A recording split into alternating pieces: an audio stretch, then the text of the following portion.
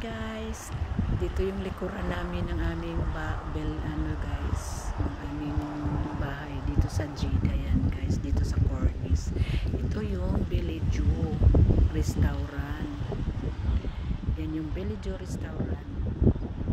Likuran lang ng aming condo guys. Yan, maganda siya guys. Yan guys, parang uulan ngayon guys. Jeddah kayo, alam nyo kung saan ito. Dito dati ginanap ang racing car. Yan, dyan. Yan. Ito ng aming balcony guys. Yan guys. Yan, ang magandang restaurant. Bellagio restaurant. Dati maganda yung Bellagio na yan. Yan dati yan. Yan restaurant yan dati. Maganda yung restaurant yan. Kagagawa lang yan. Yung dito ginanap yung racing car. Tinanggal siya. Sinira na siya. Yan na ngayon. Hindi pa binalik yung na yan. Restaurant. Ganda to dito guys na view. Kaso lang guys, hindi naman ako makalabas. Alam mo naman yung buhay namin, katulong hanggang loob lang ng bahay. Pero okay lang, kahit paano nakakasilip-silip naman dito din sa labasan. Kahit paano nakakalabas din kami. Hanggang tingin na lang kami kay video pag may time. Yan.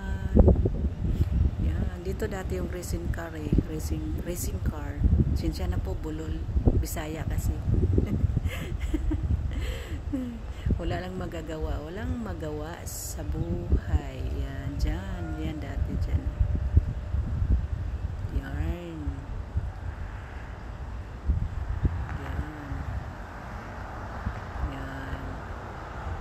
Yan dati dyan. Yan dyan. Ang ganda ng langit oh. Bakit pink yung langit?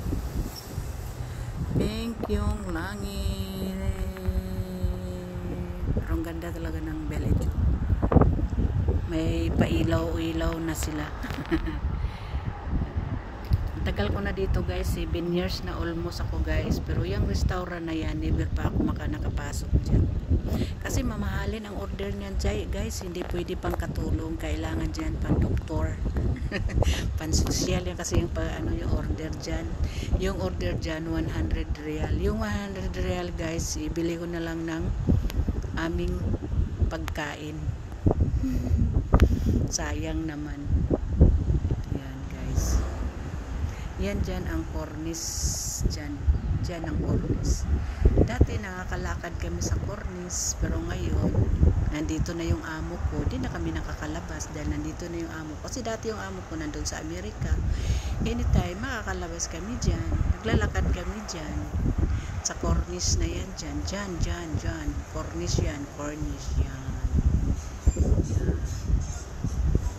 Pero ngayon nandito na yung amo namin. Wala na. Dito na kami nakanganga sa bahay. Lalabas na lang kami, bibili ng aming pagkain, ng aming food. Kasi yung amo namin is matanda na siya. Hindi na siya pwede iwanan mag-isa. Yan. Tiis-tiis na lang kasi kailangan din naman natin yung pera. Kunting tiis na lang kahit paano. Mabait naman yung amo ko. Hindi naman kami minaltrato. Kahit paano, kasi ganun talaga ang buhay. Minsan may ugaling, mabait naman sila, is although mabait. Pero minsan din naman natin maiwasan ang ugali ng tao, di ba? May panahon talaga na siya guys, yung gandaan. Ewan ko anong hotel ba ito? Anong hotel ba ito? Shangri-La Hotel ba yata ito? Nasa Cornice, Shangri-La Hotel. O Shangri-La Hotel yan siya.